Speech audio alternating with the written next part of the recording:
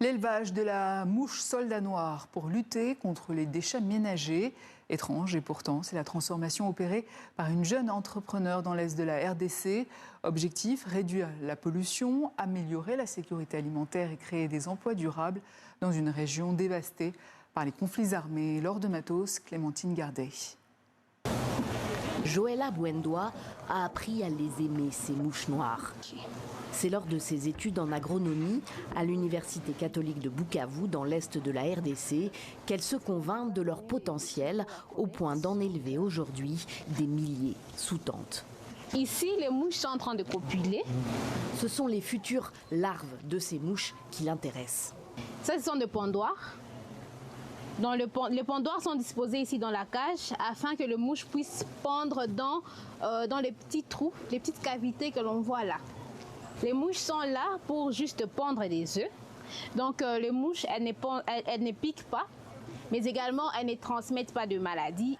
De parfaites ouvrières donc, dont les larves vont d'abord être nourries avec des résidus alimentaires organiques collectés auprès d'habitants de Bukavu, épluchures, restes de légumes, une manière de réduire les détritus en ville. Ici nous avons la pomme de terre, les différentes feuilles de pommes de terre que les larves sont en train de décomposer.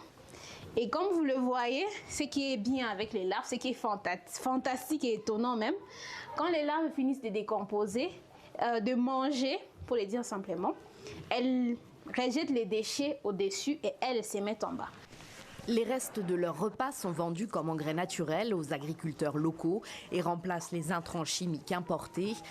Les larves elles-mêmes, la société de Joëlla Bouendoa en produit 500 kg par mois, sont vendues aux éleveurs pour nourrir leurs animaux. Les larves de mouches soldats noirs sont riches en protéines. C'est vrai que le produit que d'autres éleveurs achetaient ailleurs est aussi riche en protéines, mais pas comme la mouche soldat noire, pas comme les larves de mouches soldats noirs, parce qu'elles sont riches en protéines jusqu'à 45%. Cette éleveuse fait partie des convertis. Elle donne tous les jours des larves fraîches à ses poissons d'eau douce qu'elle vendra à maturité. Nous constatons que les poissons, lorsqu'ils sont nourris avec des larves, elles grandissent plus vite. Dans 6 mois, nous pouvons déjà voir les résultats. Tandis qu'avec les aliments importés, nous pouvons aller jusqu'à 1 année pour voir la croissance de ces poissons.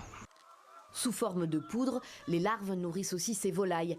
Fini les farines de soja ou de poissons importés, encore plus coûteuses et difficiles à obtenir au sud Kivu depuis la reprise du conflit dans l'Est. Elle paie 1,5 $ les 100 grammes pour des larves séchées, contre au moins 2 $ pour les produits traditionnels. La filière est prometteuse dans un pays essentiellement agricole et confronté au problème de la gestion de ces déchets dans ces grandes villes. Mais le secteur restera modeste tant que des investissements suffisants ne permettront pas la mécanisation de tout le processus.